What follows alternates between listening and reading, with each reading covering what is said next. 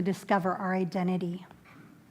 When I was 6 years old, I was little and skinny, and I wore these glasses, and, well, kids used to tease me. And do you remember in elementary school? I do. When we used to play kickball, and they'd pick teams, and there was 2 team captains, and the rest of us stood against the wall, hoping to be picked. Well, the captains would pick, and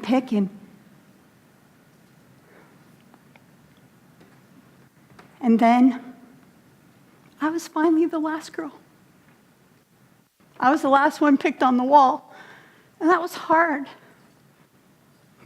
My school called home and told my mom that, well, they wanted to do some tests on me because, well, they thought I was mentally retarded.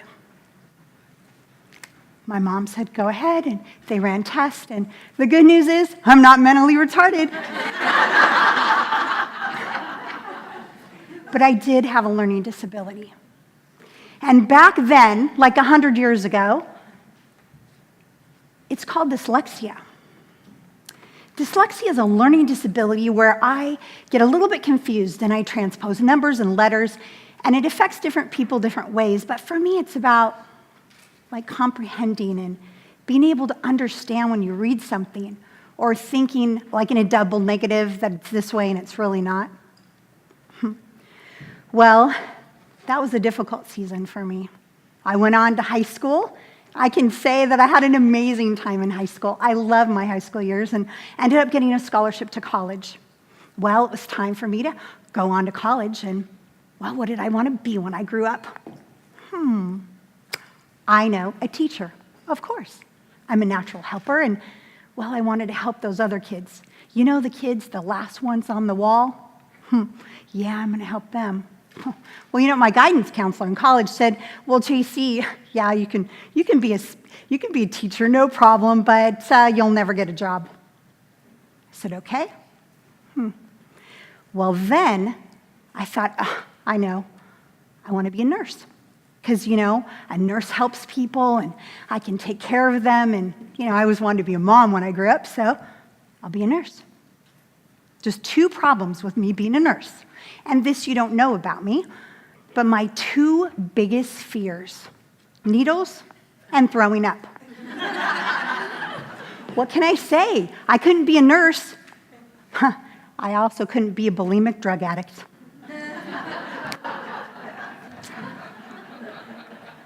Well, then my dad called. He said, you know, you need to major in business. Business? He said, yeah, because if you get a degree in business, well, you can do anything. It's totally transferable. So I thought, all right, great. I'll major in business. There it was. I get to the school. I get to the place where you pick up your books. I grab my books. The business law book, no kidding, is like this big. I bring it home, put it on my dorm, open it up. I try to read one sentence, and I'm thinking, they've got to be kidding me. There's no possible way that I'm going to be able to get through this business law class. How am I going to get a degree in business? I can't even read the stinking book. Well, that's when I decided to major in telecommunications. Well, TV and radio, that's my new claim to fame. Well, so there I was, going to TV and radio. And boy, it was great, except for they had the phonetic alphabet. You may not know what it is because every time you watch TV, it sounds like they know exactly what they're saying, but it's actually a phonetic alphabet. Well, surely if I have issues reading English, how well do you think I did with phonetic alphabet? Nice try. So what were they going to do with me in telecommunications? Well, they decided to put me on the anchor desk. So there I was, on the teleprompter, getting ready to read. 27 people killed in an airplane crash today in Des Moines. That's it for the news. Well, back they went. Clearly the producer, liked how I looked on camera, came up to me and just said, JC, really you're great on camera, but when there's tragedy, we just don't smile. And by the way, it wasn't 27, it was 72. Oops. Well, then they decided to make me the weather girl. Oh my gosh, me, the weather girl? Are you kidding? It's like cheerleader for the news. Oh yeah. I am ready for my big debut, hair and makeup. Here's the map. Oh my gosh. I point to San Diego, do my beautiful smile. Get ready. New York, it looks like we're gonna have showers. Get out your raincoats and your umbrellas in New York because, well, it's rain in the forecast. I had no idea. I was pointing to the wrong spot. This is San Diego. Did I already mention about the dyslexia and transposing things and getting them confused? Well, what was I gonna do? It was about that time that in the studio they got a call that there was an event that was happening. Big news. Well, who was left in the studio? Me and the cameraman. They grabbed the cameraman, threw me in the van. I was wearing like a half a top right here. They grabbed another thing from wardrobe, took me to the van. I went to the streets. That is where I found my sweet spot. I talked to the people that were there, that witnessed everything that was going on. Not only did I talk, I discovered and I unpacked, and I wanted to know more. And then I put it all together, and I stood there while my cameraman did his little thing, and he shot from here up, by the way. And I stood there and I reported. And wow, that was amazing, incredible, awesome. Got back to the studio so proud. The producer looked at it and said, yeah, it was great. It was a great story, the feed. We got excellent comments back. And I said, yeah, well, that's my calling. I'm ready now. And he said, well, you know, if this is what you really want to do, JC, that's great. But you're going to have to major in journalism. Journalism? Isn't that where you have to write? Yep. Seriously? No, it's not journalism for me. I am not going to do journalism. So the guy that worked at the radio station was friends with the producer, and he brought me over to the radio station. And I thought, you know, maybe that's my calling. I mean, I love music. Oh, yeah. Love to dance. Love to sing. Oh, yeah. All right. Maybe that'll work. I'm in the studio. We have little windows that you can peek through, soundproof booth, headphones. Wow. I loved playing the music. But again, I had to do the news, and the API came off the wire, and I had to pronounce it. Oh, my gosh. And besides that, can you tell I'm an extrovert? Like, seriously, spending time inside a little box, in four walls, peeking out and waving at people? Not my thing. It was about that time that someone had seen me doing a show, and they said, hey, I wonder if she's available. They contacted me. I went out to Southern California, interviewed, and got the job. Well, now I got a job working not just as a DJ, but as a live DJ. Yes, ladies, let me tell you. Do you remember the 80s? Big hair, bustiers, Madonna. Do you remember that? I got to DJ in that. That's when they kind of moved the bands and they put in DJs because, well, we were less expensive and they paid us bank, let me tell you. It was awesome. I got to work in the clubs live. I started off as a happy hour DJ. Wah, wah, wah, wah. Remember Olivia Newton-John? Let's Get Physical. That was so awesome. I loved it. I went from happy hour to nighttime, got to do the gigs, and then I got to be a trainer. So then they had me training other DJs, and by now, of course, more women are coming into the field. Yeah. Then I ended up being promoted to what was called a district entertainment coordinator. Now, that meant that I was the liaison between the managers that have four-year degrees, very smart guys, but worked a lot of hours, and the DJs.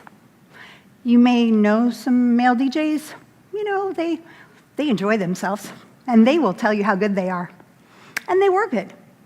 They were so good that what they did could make or break a store manager in their bonus. And that's where I learned how to lead. When I'm dyslexic, I probably process things a little bit different than you. So LEAD is actually an acronym, L-E-A-D. I'm spelling it for you because I'm validating myself that I know how to spell the word.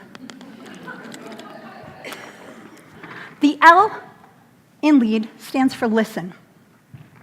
And I believe that we were designed by God to listen. Look, He gave us 2 ears, 1 mouth. What do you think we're supposed to do? Listen. As we listen, we can grow and we can help other people.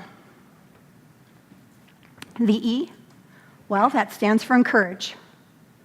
And all of us need to be encouraged, whether it's in our personal life or our professional life. And if you're a leader, you have to know how to do good encourage. If you're a parent, if you're a mom, you probably already know this one, right? So this is how we lead our kids.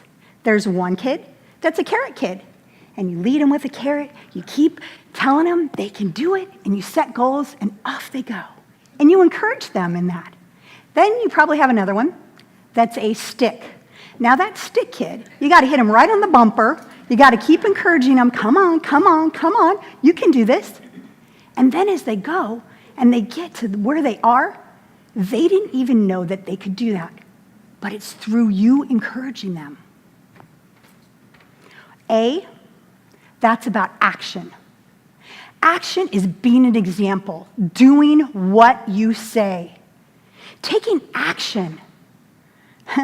The best example I can give to you on this is there was a restaurant manager that I really, really respected, and he exemplified what it's like to action. When we'd be super busy in the restaurant and all these people are waiting to be seated, most restaurant managers would stand at the hostess stand, ruling over their restaurant kingdom, but not Steve. Steve would be somewhere in the restaurant, bussing the tables, wiping them down, and preparing them for the next couple to go sit down. That was leading by example. D, well, that's for do it again. Yep, you got to do it again and again and again. That's one thing that I love about Connected Women of Influence. Each month I get to sit down with a few amazing women, and we get to do it again.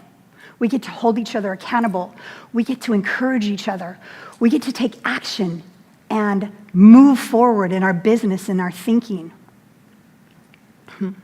It's kind of like, well, shampooing your hair, right? Like every morning you get in the shower, you put a little in, it's lather, rinse, repeat. I mean, it even says it right there on the label, like lather, rinse, repeat.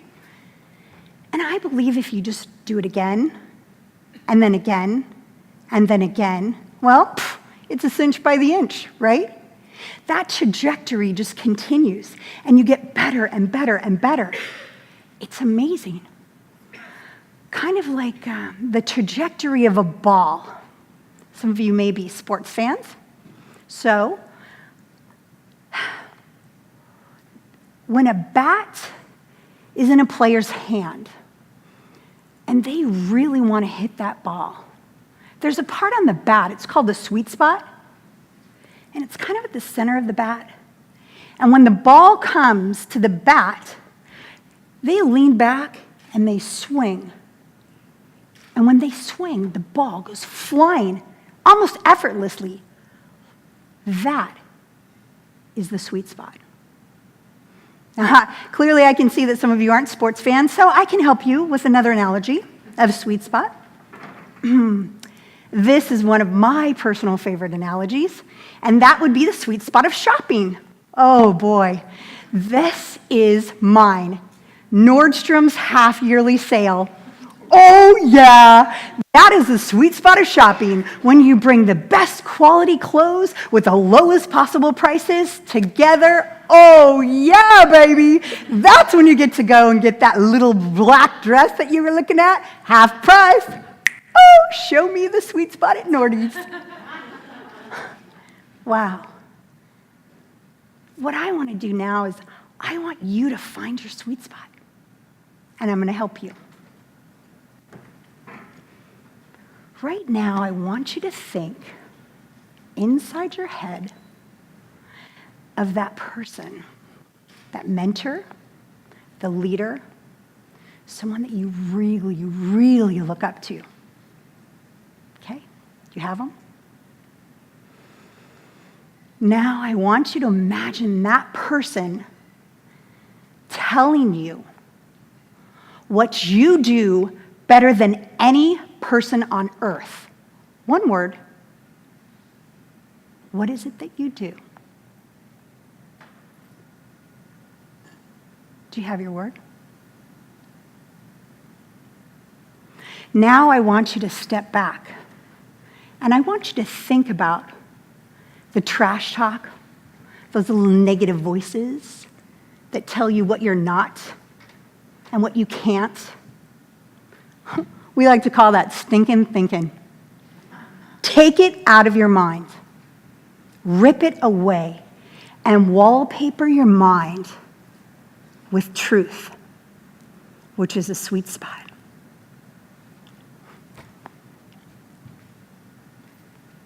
One of my absolute favorite bosses said to me one time, JC, if you do what you love, you will never work a day in your life. That's working in your sweet spot. And I believe if you want to achieve, you must believe. What's your identity?